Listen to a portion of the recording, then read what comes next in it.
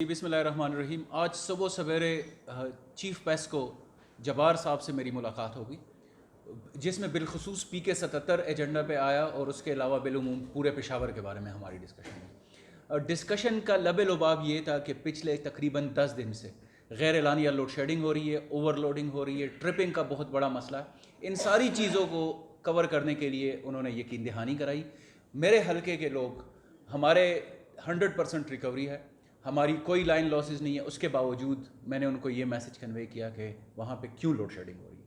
उन्होंने वाज़ेह किया कि शेख मोहम्मदी ग्रिड पे 500 kV की जो है उस पर शॉर्ट फॉल आ रहा है, 475 आ रही है, और वो भी इस्लामाबाद से। तो उन्होंने ये यकीन दहानी कराई कि गैर एलानिया लोड शेडिंग भी नहीं होगी, ट्रांसफार्मर्स के जो मसाइल आते हैं वो भी रिजॉल्व होंगे, और कहीं पे अगर ट्रिपिंग की दोबारा से मसला आता है तो चीफ पेस्को ने ये भी यकीन दहानी कराई कि ये दोबारा नहीं होगी।